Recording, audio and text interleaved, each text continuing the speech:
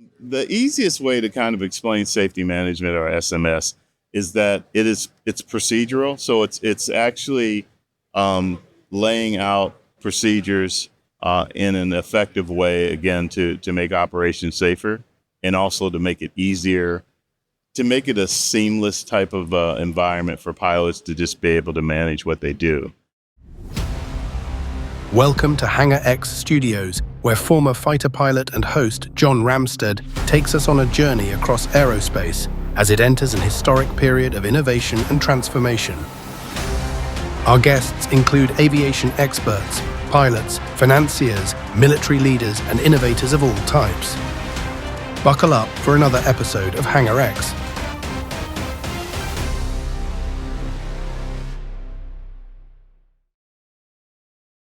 All right, hey, welcome to the Hangar X podcast. We're here live at VERTICON, and this is where innovators and disruptors and the doers in aerospace are coming, so we get to learn about what's really happening first, so we can be ahead of the curve and everything. And we have Vincent Mickens on today from Private Air Media. Vincent, welcome to the podcast. Yeah, thank you. It's great to be here. Yeah, and we got introduced through Bailey Wood, who is the communications director here for all of VERTICON. Absolutely. And so tell us a little bit about Private Air Media first. Sure. So it's Private Air Media Group, actually. But I started it as a consulting firm a few years ago after working for advocating for aviation, first with NBAA and before that with AOPA. I started the firm because I felt like there was a need for somebody that had expertise in media and public relations specific to aviation. So there are a lot of firms out there that do media, public relations, and related type of things. But in terms of knowing the industry, I've been in the industry a long time and know every aspect of it, both on the general aviation side, the commercial side, the fixed wing side, the rotary wing side, et cetera. So it just made sense for me to do something like that. So basically putting together media campaigns, public relation campaigns, or anything related to that is what I do for a number of companies. I love that. Now, what got you into aviation? Because it sounds like you're hitting on all aviation cylinders. The only one I didn't hear is military. Yeah, well, actually, I wanted to be a naval aviator. Okay, I was. Which you were, and but my glasses didn't allow for that. So my next option, I ended up doing, I call it an oxymoron, Navy intelligence. Okay. But I had the option of being a navigator or backseater. But if I couldn't have my hand on the stick, I was like, I didn't want to do that. I would have made the same choice. Yep. So I did the civilian route. I started actually learning to fly in high school. I got inspired by seeing a 16-year-old land an aircraft, 172, a four-seater, at Lambert, St. Louis International Airport. And I was like, well, if he can do it and he doesn't even have a driver's license, I know I can. I was 12 at the time. Okay. So, but aviation has always been part of my life. And I had a broadcasting career for 27 years. And aviation was always a part of that. Well, you got a great voice. We'll have to bring you on as a guest host for some of our panels, Vincent. I'd love to do that. Okay, that'd be kind of fun. It'd be kind of fun. So to make a long story short, I kind of stumbled into aviation advocacy about 20 years ago, first working for AOPA and then more recently for NBAA. What was it when you say advocacy? What was the place that you were passionate about in that? Safety. Safety, okay. Yeah, so I was with the Air Safety, at the time it was called the Air Safety Foundation as part of AOPA. And then it became the Air Safety Institute, which it is now. But it was all about safety, and that's just something as a pilot that I've always been passionate about. And then the fact that there's organizations like AOPA and NBAA and others that really push for everything that can be done to make flying safer and on all aspects, whether it has to do with regulatory, international ops, domestic ops, et cetera, that just really stuck with me. And so I pursued it. So now, you know what? We've had a lot of high profile incidents already this year. Absolutely. Coming into here. And there's a lot of tools that are coming out, predictive maintenance, autonomous flight control systems. There's things that I'm really hoping that help make the airspace and flying safer. But what are you seeing some of the trends that are going to maybe allow us to have some of the, fewer headlines than we've seen? I think one of the big ones, and I'm going to admit I'm a little biased on this one, is it's safety management systems, SMS. Okay. There are companies like a Nimble and others that are doing really sophisticated and detailed work regarding safety management.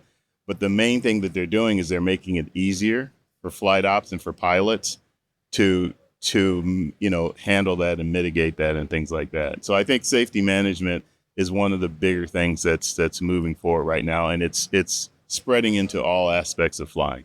Yeah. So what is for people that maybe aren't familiar with, what is an SMS maybe compared to what people are familiar with today? Like, what's the compare or contrast between the two? Whoa. So the easiest way to kind of explain safety management or SMS is that it's procedural. So it's actually laying out procedures in an effective way, again, to make operations safer and also to make it easier, to make it a seamless type of environment for pilots to just be able to manage what they do. And I think, hoping that answers your question. No, it does, because, I was in the Navy as a fighter pilot in a squadron. Exactly. That's why I was a little nervous about it. I was like, I'm talking to an ex-fighter pilot. So. Well, and it's different, though, because you have a culture of a squadron, and we're all working together, and we all communicate, and we all have to operate at a level of excellence. So even if you and I aren't best friends, I'm still putting my life in your hands and vice versa. So precisely.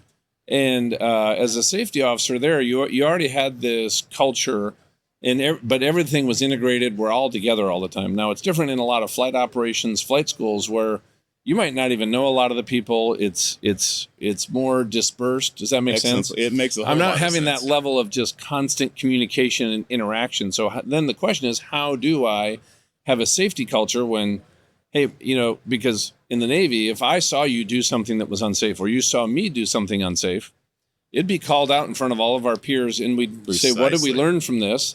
And then how do we change our training so that, right, not only John gets better, but everybody else learns from it.